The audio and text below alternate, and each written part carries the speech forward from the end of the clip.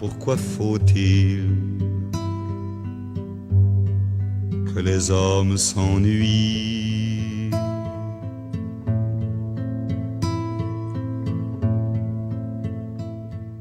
Bien, donc la conférence étant terminée, nous devons maintenant aborder la question de l'œuvre de première de couverture, donc Monstre, et là je vais laisser mon ami Christophe Alzetto, artiste plasticien, s'en occuper. Christophe Alzetto, artiste plasticien, très longtemps dans l'illustration, la peinture collage, et puis après j'ai ouvert sur les installations, la scénographie, et beaucoup de moyens d'expression qui impliquent notamment la musique. Et, voilà, j'ai toujours eu une approche assez littéraire en fait, c'est pour ça que ça me plaisait beaucoup de travailler avec toi sur ce projet, puisque j'ai tendance à creuser mon sujet, je viens des arts appliqués, donc j'ai une petite tendance à définir un cahier des charges très rigoureux lorsque j'ai une commande, et donc essayer de comprendre le mieux possible, enfin de mon mieux en tout cas, le propos de l'auteur. Donc, voilà, ça passe par de l'étymologie, comprendre au maximum les références, les implications psychanalytiques notamment. Dans mon parcours, j'ai eu la chance aussi d'avoir cet apprentissage de la psychanalyse de l'image en sémiologie. Voilà, donc ça tombait bien, puisque là, il y a de quoi faire en ces termes-là. Donc là, il y a effectivement du boulot, hein. Donc le monstre est polymorphe, surtout cette œuvre demande pas mal d'explications dans la mesure où il faut que quand même le public puisse la décoder, et donc je vais te laisser la décoder pour nous et pour le public qui observe cette œuvre en grand. Évidemment, le monstre, c'est d'abord celui qui est montré, celui qui est difforme, voire informe. C'est ce qui inquiète par son étrangeté. On a ici un monstre qui n'est pas du tout lié au monstre de foire un petit peu amusant, mais quelque chose de beaucoup plus sourd, beaucoup plus sous-marin. Voilà. Donc, notamment lié à tout ce qui est inquiétant dans la relation masculin-féminin. C'est ça. Donc d'ailleurs, chez Giono, le masculin et le féminin sont totalement confondus. Mafalda donc parle d'un système de masculin et de féminin dans Dragoon. Chez Giono, tout est double. Il n'y a ni masculin ni féminin. Il y a des êtres androgynes. Et en fait, c'est ce que cette œuvre montre, c'est que il y a un ensemble en fait de thèmes à l'intérieur de l'œuvre qui cohabitent et qui seraient à la fois totalement concentrés dans une image globale qui serait celle éventuellement du personnage d'Edmond, affublé de la Gorgone, affublé de la Méduse, et qui se terminerait par le calamar géant. Voilà, donc évidemment, moi je joue un petit peu de la profusion, qui est déjà un thème que je travaille depuis longtemps. On n'est pas seulement dans du tentaculaire, il y a quelque chose qui gesticule. Et cette gesticulation, elle est gênante, parce elle a quelque chose de malsain, d'insaisissable. Ça grouille. Ça grouille, exactement, ça grouille. Voilà, et donc, un des thèmes que je travaille aussi depuis longtemps, c'est la disparition du rapport fond-forme, ou en tout cas de la lisière, de la limite entre le fond, la forme, le milieu et l'identité ou le sujet. Voilà. Alors, évidemment, on a d'une certaine façon deux entités, elles sont reliées de multiples façons, plastiquement, symboliquement. On a deux yeux. Alors ce sont des processus, des procédés plastiques classiques, hein, ce côté un petit peu Janus, ce côté Gémeaux, ce côté deux faces en une. Mais là, on n'est pas simplement sur un double masque. On a quelque chose qui insiste sur le rapport pervers entre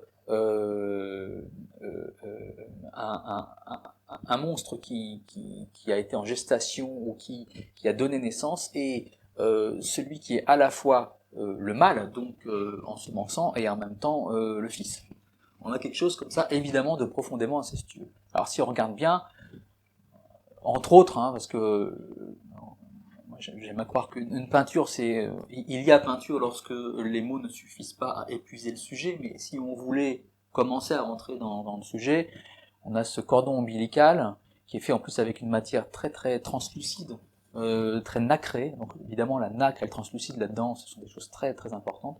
On a bien sûr beaucoup de dégoulinures, donc liées à ce côté liquide amniotique, qui est en même temps du miasme, qui est en même temps voilà, lié à la muqueuse, etc. On a ces dents ici, La vagina voilà, dentata, ouais, qui sont à la fois des dents, à la fois une colonne vertébrale décharnée. Voilà, il y a vraiment dans la mise en relation entre ces deux individus qui ne sont plus des individus justement, on a quelque chose déjà de très dérangeant. On a ce recroquevillement de ce mâle fœtus qui, voilà, la posture qui implique la gestation et en même temps qui implique une sorte de recroquevillement comme de soumission ou comme de quelque chose de malingre, quelque chose de qui implique l'absence de puissance, l'impuissance, exactement. Et voilà. Cette impuissance qui est pourtant chez Giono, ce côté minus, qui est pourtant le plus terrible des monstres, le minus, parce qu'il ne se montre pas comme monstrueux, parce qu'il est tout petit, fragile, et c'est le pire des monstres, en fait. C'est le plus dangereux des monstres chez Giono, le minus. C'est-à-dire que cette crevette-là, elle semble totalement impuissante, mais elle est tellement hydrocéphale. Elle est tellement, je veux dire, ces sortes de tentacules naissantes comme des moustaches pseudo-virines. C'est en même temps déjà quelque chose qui est une excroissance de la bouche et qui laisse à penser qu'il va y avoir ce côté. Il y a quelque chose de David Jones. Voilà. Évidemment, ces tentacules sont à la fois la méduse, à la fois la pieuvre, à la fois le calamar, et en même temps, ce sont les racines. C'est-à-dire qu'en fait, il y a quelque chose de l'ordre de ce qui réunit deux êtres, qui est la naissance du monstre. En fait. Voilà, la naissance du monstre. L'origine du monstre. Voilà, et sa naissance est en même temps ce qui lui permet d'agir ou d'agir sur l'autre, sur le réel, sur nous, toute cette phase-là. Et ces tentacules-là, elles s'expriment dans le tableau par d'autres procédés graphiques et plastiques et matériologiques. Bien sûr l'encre, bien sûr les couleurs de peinture, mais aussi la filasse que j'ai noyée petit à petit là-dedans. Et on a aussi des surimpressions en vernis qui ne se voient que selon l'orientation de la lumière et qui aussi rajoutent d'autres réseaux. Donc ça finit par créer un ensemble complexe dont la lecture ne peut pas se faire de façon syncrétique. Il faut décrypter, là. Il faut vraiment décrypter le sens de tout ça, parce que donc tous ces filaments qui sont aussi qui pourraient être des poils pubiens, qui pourraient être des poils de barbe, puisque de toute façon il y a une androgynie absolue chez notre auteur. Tout ce qui est à la fois viscéral, sexuel, se retrouve confondu également dans la matière du tableau. Voilà. La nacre, évidemment, est liée au marin. C'est aussi lié à une sorte de desquamation quelque part. Et on a aussi du bleu et du rouge qui implique le viscère, qui implique aussi quelque chose de l'ordre de la phlébite, un peu quelque chose de l'ordre d'une chair tuméfiée. On va insister sur cette chair tuméfiée, notamment sur ce qui pourrait peut-être être une jambe recroquevillée par symétrie. Cette grosse cuisse là, on ne sait même pas si c'est le cas, mais voilà, qui implique aussi une impotence femelle. Oui, comme dans Edmond, quand elle se retrouve dans son fauteuil, dans sa chaise percée en fait, exactement, à regarder le monde. On a évidemment ici quelque chose de l'ordre de la vulve, avec en plus évidemment la dentition dont on parlait, quelque chose donc de menaçant, de castrateur, de montre religieuse, et évidemment c'est lié à cette ogresse. Alors l'ogresse est celle qui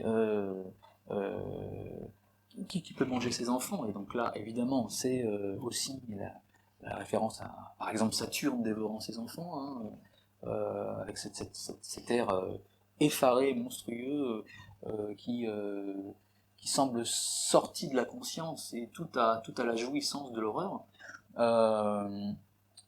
Cette ogresse-là, elle est grosse.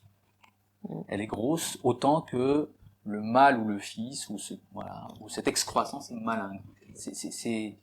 C'est en même temps une partie de cette mère qui existe à la fois grâce à cette excroissance et en même temps qui s'en repaît. Et en fait, elle le détruit tout en lui donnant naissance, et en même temps, elle a besoin de le maintenir en vie pour pouvoir perdurer. Voilà, il y aura énormément de choses à dire, évidemment. C'est vrai que Edmond, au seuil de sa vie, quand elle est d'ailleurs édentée, elle parvient à être édentée, mais c'est même édentée, elle reste une ogresse, et elle a tout autour d'elle tous ses enfants qui s'occupent d'elle, avec ce visage à la limite qui a perdu toute sa beauté. Elle reste dominante à l'égard de ses enfants, totalement maîtresse du jeu. C'est une maîtresse femme, quel que soit, et chez Giono on a ça en permanence. La beauté ne fait pas la maîtresse femme. La maîtresse femme, c'est un état de la femme qui est une maîtresse femme, à la fois féminine, à la fois masculine, androgyne totalement, et qui a comme finalement seule existence possible le pouvoir qu'elle exerce sur ses enfants, sur tout le monde, sur le monde en fait, sur le monde. Il y a une sorte d'hégémonie de la maîtresse femme, d'hégémonie également du Minus, et d'hégémonie du monstre masculin. En fait, chez Giono, tout est une question de pouvoir et d'hégémonie. Et c'est une hégémonie des monstres. Peut-être sur le grand monstre qu'a été la guerre, en fait. La guerre qu'il a subie. Donc tous les monstres se mettent ensemble pour peut-être parvenir à combattre la guerre, à la dénaturer définitivement, ou à la montrer définitivement.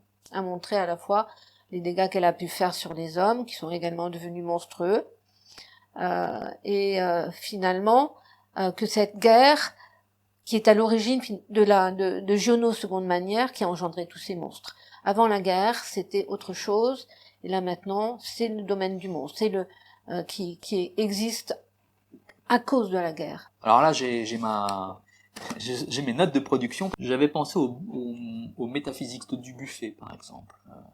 Voilà. J'avais pensé à David Cronenberg. J'avais pensé voilà, à des films comme Existence, par exemple, qui donnent une nouvelle lecture et une nouvelle importance au flasque, par exemple. Quelque chose d'organique très particulier que l'on retrouve un petit peu ici. Le monstre que j'ai voulu ici n'est pas agressif. Il est au-delà de ça, et c'est pour ça qu'il est encore plus terrible, encore plus horrible, encore plus inquiétant. C'est qu'il est tout à l'horreur de soi. Il est dans une jouissance de sa propre horreur quelque part, sans besoin. Oui. Et un être sans besoin est particulièrement dangereux. C'est d'autant plus terrifiant que le monde l'indiffère. C'est ça. L'œil est révulsé, c'est-à-dire qu'il est tourné vers lui-même dans des couleurs grotesques. Alors évidemment, le grotesque, il est évident ici. Il est largement assumé. Voilà, ce grotesque même a quelque chose d'à la fois expressionniste et surréaliste, je crois. Voilà, des monstres romanesques, on le sent, et d'encre. Oui, c'est ça. Et donc là, on a un petit peu d'encre quand même dans les chevelures de la Méduse. Sur ton tableau, là, j'ai l'impression qu'il y a un petit peu d'encre. C'est pas seulement de l'encre de poulpe, mais c'est de l'encre romanesque qu'on peut retrouver tout à la gauche du tableau. Et c'est vrai que le fœtus pourrait être l'embryon de l'œuvre, qui est à l'origine, en fait, de l'imaginaire qui est à l'origine de l'œuvre. Le fœtus va être l'imaginaire du monstrueux gionien, et cet imaginaire du monstrueux qui a été totalement provoqué par la guerre, par cette horreur de la guerre, cette vision de la putréfaction, des cadavres, des mélanges de fluides, du sang, et ça va habiter l'œuvre de Giono. Donc cette œuvre polymorphe, avec tout un tas de motifs qui sont imbriqués les uns dans les autres, de motifs monstrueux, génère un monstre global qu'on pourrait définir avec son œil, une sorte de bouche à la fois édentée et qui comporte également des dents, édentées en tout cas sur la partie inférieure des lèvres, et puis ces lèvres qui sont à la fois des lèvres d'une bouche, et à la fois cette fameuse cette vagina dentata qui est si terrible et dont le fœtus est parvenu à s'extirper finalement, à garder son cordon ombilical, donc à rester là en relation avec la mère, en relation avec cette maîtresse femme, qui le regarde à peine d'ailleurs. Il n'y a pas de regard, le regard est intérieur et assumé. Et en fait, cet ensemble de monstres qui sont incorporés dans ce tableau vivent ensemble en bonne intimité, si on peut dire, dans la monstruosité globale en fait. C'est ça. Ils s'accompagnent l'un l'autre et absolument on peut dire sans culpabilité. Il n'y a aucune culpabilité aussi. Voilà, c'est ça. Et ça aussi, c'est particulièrement monstrueux. C'est ça. Et les êtres assument totalement, sans culpabilité aucune, les meurtres, tout ce qui peut se passer, la charogne, l'observation d'un cadavre en putréfaction. La culpabilité n'existe pas. Et paradoxalement, leur indifférence nous gêne. Et ça nous gêne parce que ça nous renvoie à notre propre, finalement, culpabilité et à notre propre aussi regard sur le monde. Et comment assume-t-on notre culpabilité face au monde, en fait? Si je veux aussi relier ce tableau à l'ensemble de mon travail, de mon cheminement, j'ai beaucoup de tableaux qui s'intéressent à la chevelure et au labyrinthe, au passage secret. Donc évidemment, tout ça est en jeu ici. On a quelque chose de labyrinthique. Là aussi, en ce qui peut avoir de monstrueux, le rapport au Minotaure. Le labyrinthe, d'ailleurs, est un thème très très important chez Giono. On a le labyrinthe de Buis, de Langlois. C'est un petit peu une sorte de cheminement pour une quête de soi et peut-être une quête, peut-être une façon de se perdre, à la fois de se perdre et de se retrouver. Alors, on parlait de Jean et de Ange. Giono, bien sûr. Oui, bien sûr. Donc, le sexe des anges, évidemment, c'est une question qui s'auto-abolit. Voilà, c'est ça. Peut-on parler d'ailleurs du sexe des anges? Ah, donc je fais référence à un autre de tes ouvrages. Mais ici, on est simultanément dans l'hypersexualisation et l'abolition de la sexualité, non pas par son absence, non pas par l'incongruité de l'évoquer, au contraire, là, on est quand même dans quelque chose de très organique. Oui. Mais elle est niée dans ce qu'elle a de fécond. Oh, je pense que c'est une approche, en tout cas c'est une approche qui est totalement en adéquation avec ce que je voulais démontrer et ce que j'ai démontré dans mon ouvrage, avec cette conférence, j'espère, et c'est l'œuvre parfaite pour moi. Merci beaucoup. Mais le diable dort-il sous la Bible, mais les rois savent-ils prier? Pourtant les villes sont paisibles, de blanc matin en blanc couché.